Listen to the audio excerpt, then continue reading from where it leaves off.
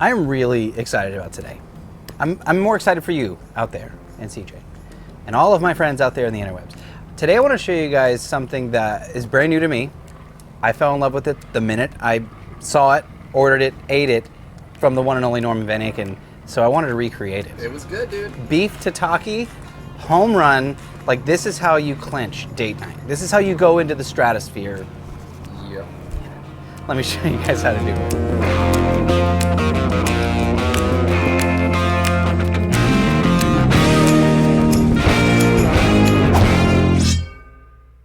The majesty, the majestic nature of the dish is in its simplicity. Now right here I've got a filet. Now filet comes from the tenderloin. It's a very tender, beautiful piece of meat that we're gonna hit that with just a bit of olive oil and our Blackstone blackening. Now this is gonna give us some really fantastic contrast later. Now the reason we wanna use this cut specifically is because of its tender nature, and it's very, very lean, very, very lean. You'll see. To mess up a filet. Oh, it does you right. It's your friend all day long. Now the trick here is just high heat. Set your griddle to stun. I mean, hot, hot, hot, hot.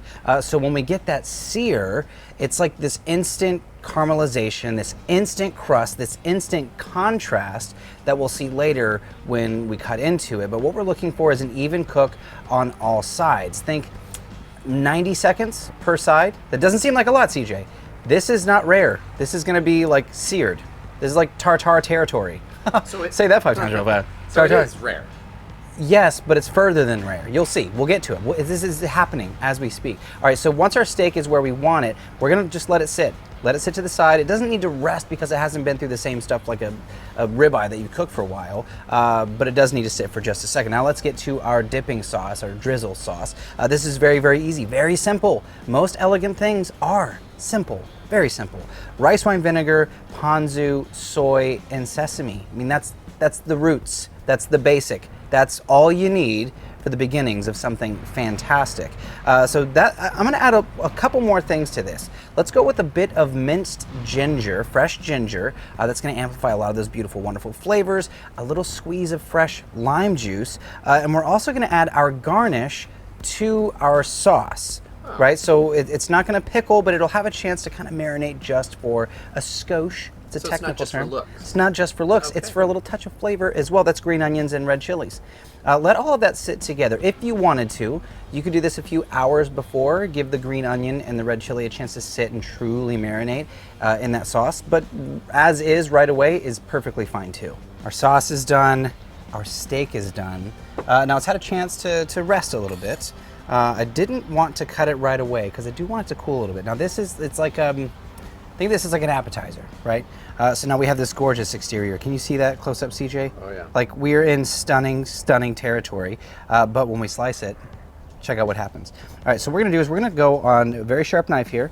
We're gonna go on a nice thin angle. We want it to essentially be, whoa, hey now, come on. There's that little fatty piece. That's a good piece. Oh yeah. Now this is one of those crust that you got going on. Oh, beautiful, right? That blackening is really, really stunning. If you haven't tried that one yet, go give that one a go. Now we've talked about this in the past. Sometimes when you cook a steak, right, and then you want very, very thin slices here. You let the oxygen interact with the meat. It starts to bloom out. So that red is gonna get even more red and beautiful. You've got some rare in there, homie. Oh, it's beautiful. No, this is tataki. This is where we want it. You may have seen tuna tataki or the tatakis on the menu before. Just really, really fun technique. We just want that blister sear. You know what, that's enough for one serving for now. Let's slide this off to the side. Let's go ahead and start plating. Very, very simple, right? This is where the elegance comes in. I do want one little thing. I want to add a touch of sweetness. You guys have seen this one before. Hey, come on now. Little red chili. Todd Tobin put this stuff on the map. Sweet red chili. One little line. Easy peasy. Now we're gonna start layering. Check this out. One piece at a time. And then the next. And then the next. So essentially what we're creating is this stunning presentation showing, look, can you see the contrast? Earlier we talked about that blackening being this gorgeous, gorgeous contrast. Look at that. Beautiful, absolutely beautiful. I'm gonna keep my hands clean, getting my plate all messy. CJ?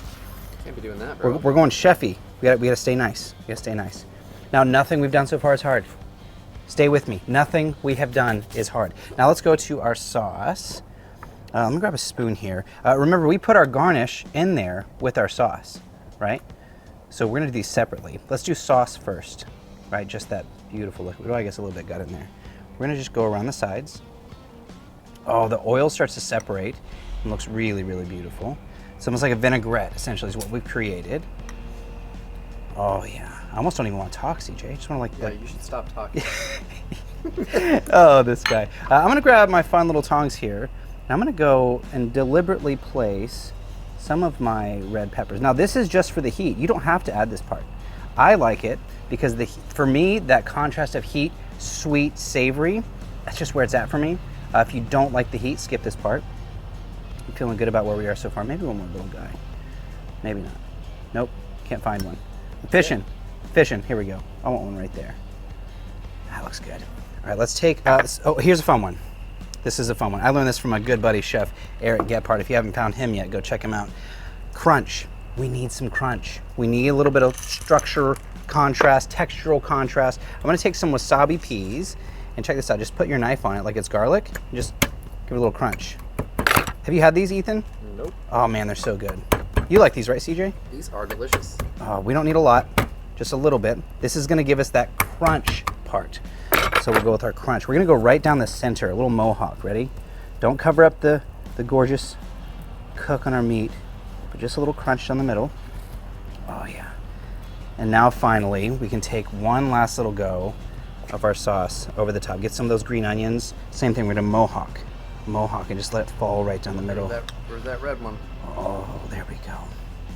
All right, so what we've created, very simple, very elegant, very easy to do. This is how you elevate with all the techniques that you know, just a few little extra things, a few extra pieces to the puzzle to make something magnificent. And when you try this, trust me, it is magnificent. Dude, I'm ready to try it. Oh, let's get into it. Eating elegant things, I don't know how to describe it. It's just one of those things that's like, when you do it, when you have the savory, when you have the sweet, you have the acidity, the balance, you have a little bit of that sesame oil coming through, the ponzu coming through. Elegance is the name of the game. CJ, we actually went to Norman's in Orlando. If you live in the Orlando area, go check out Norman's Orlando. Unbelievable. Fantastic meal. We got to hang out, we got to chit chat, had a few drinks at the bar. What did you have? You had like a wonton thing?